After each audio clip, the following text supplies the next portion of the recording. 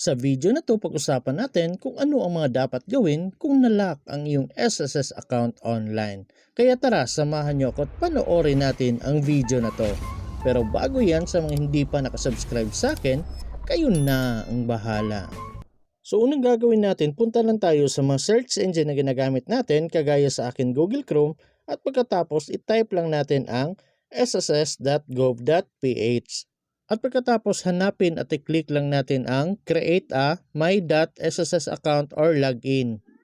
After that, mapupunta tayo dito, so i-click lang natin tong member login. At mapupunta na tayo dito, so hindi tayo makapag-login kasi na-lock yung account natin. So click natin tong forgot password. And then may makikita tayong ganito. So kung employer kayo, i-click nyo tong regular employer. Pero pag member kayo, i-click nyo tong member. So sa akin member, kaya ito yung pinili ko. At pagkatapos dito, sa pag-forgot ng ating password, may dalawang option tayo. So pwede tayong pumili kung multi-factor authentication or security questions. So ito munang security questions yung uunahin natin. Pero mamaya guys, ito itatry natin tong multi-factor authentication. So panoorin nyo ng buo ang video na to. So piliin muna natin ang security questions. Kung na-click nyo na ang security questions, makikita nyo na po itong next. So i-click nyo po ang next. So dito kailangan ninyong maglagay ng SSS number ninyo or yung CRN number ninyo. So, ilagay nyo na lang po dito. So, kung nalagay nyo na at na-verify na nila, may makikita po kayong check dito sa gilid. At kung okay na, i-click nyo na po ang search. So, dito makikita nyo po yung dalawang tanong na pinili ninyo. So, kailangan nyo pong ilagay yung sagot na ginawa ninyo. So, make sure guys na tatandaan nyo yung mga sagot sa tanong na pinili ninyo. Kasi kung hindi mag-match yung sagot na nilagay ninyo dyan, hindi po kayo makaka-proceed. So for example, ito yung mga sagot na nilagay ko sa mga tanong na pinili ko. Kagaya niyan, Dev Tutorial. So kung okay na kayo dyan at kung sa tingin nyo tama yung nilagay ninyo, i-click nyo na po ang proceed. At kung pagka-click ninyo ng proceed, may makikita kayong ganito na kulay pula, your security questions and its answer didn't match your record. Please try again. So, ibig sabihin yan, mali po yung nilagay ninyo na sagot sa mga tanong na pinili ninyo. So, ulitin nyo na lang po. At kung pagka-click ninyo ng proceed at may makikita kayong ganito at makakagawa na kayo ng bagong password at confirm password. So, ibig sabihin yan, tama po yung sagot sa tanong na nilagay ninyo kanina. So, dito gumawa na po kayo ng bagong password ninyo. So sa paggawa ng password, dapat 8 to 20 characters yung ilalagay ninyo. Dapat may isang number, may isang letra na malaki, may isang letra na maliit. Tapos dapat merong special characters. So dapat ma-check tong lahat ng nandito guys. At make sure magkatulad yung pagkalagay ninyo ng new password at confirm new password. So dapat ganito na po yung makikita ninyo. Yung may bilog na lahat yung number of characters, lowercase, capital letter, number, special character. Dapat nakabilog na po yan lahat. At kung okay na, i-click nyo na po itong submit. And then may makikita po kayong ganito. Are you sure? You're about to change your password. So i-click nyo na lang po ang yes. At pagkatapos may makikita na kayong ganito. Your password has been updated successfully. You may now log into your account. So, pwede na kayong mag-login. I-click nyo na lang po itong back to login.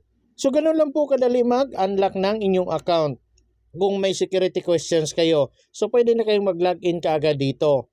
Pero kung wala kayong security questions, itry natin yung isang paraan. So, pagka-click mo ng forgot password, mapupunta po kayo kaagad dito. So, i-click nyo tong member. So, mapupunta ulit tayo dito. So, kung kanina, security questions yung pinili natin. So, ngayon, ito namang multi-factor authentication yung piliin natin. So, i-click lang natin ito. At kung na-select nyo na, i-click nyo na po ang next. So, mapupunta po ulit kayo dito sa paglalagay ng CRN number or SSS number. So, make sure guys, tama yung ilalagay ninyo. At kung nalagay nyo na at tama naman, i-click nyo na po ang proceed. At pagkatapos may makikita tayong ganito sa baba, yung choose authentication. So i-click lang natin ito. So dito kung nakikita ninyo may dalawang option akong pagpipilian. Yung time-based one-time password.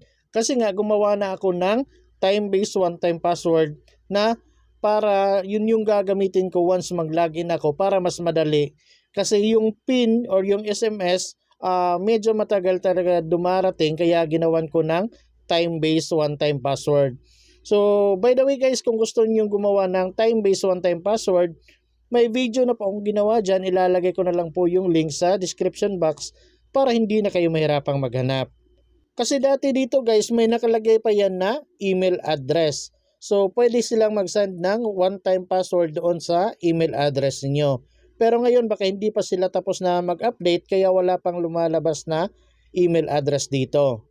So ito na lang i-try natin. I-click lang natin tong one-time PIN through SMS.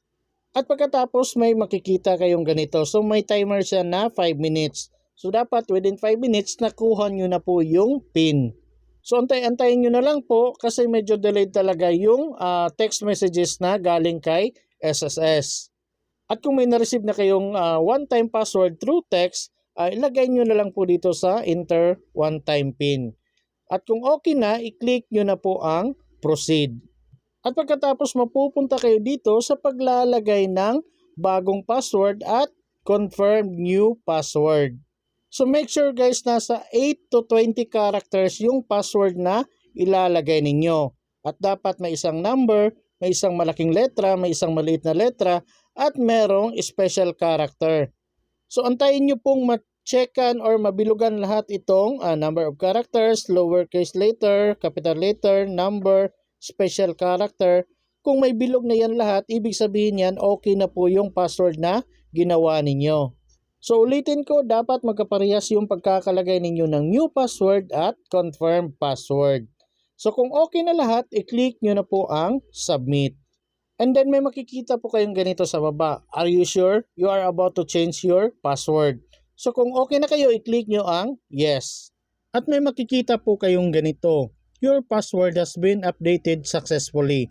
You may now log into your account. So pwede na kayong mag-login guys. I-click nyo na tong back to login. So ganun lang po kadali guys at pwede nyo nang ilagay yung user ID ninyo dito at yung bagong password na ginawa ninyo. So para sa mga nahihirapan na mag-login dahil may PIN code yung SSS account nila, may video na po kong ginawa dyan kung ano yung mga tips na para mas madali kayo makaka-receive ng OTP or one-time password na galing kay SSS. At para naman sa mga ayaw nang gumamit ng one-time password through text messages, may video na rin po akong ginawa kung ano yung dapat gawin para makapag-login kayo diretso nang hindi na gumagamit ng text na galing kay SSS. So mas madali na yun kasi time-based na yung one-time password ninyo or yung OTP. So mas madali nyo nang kunin.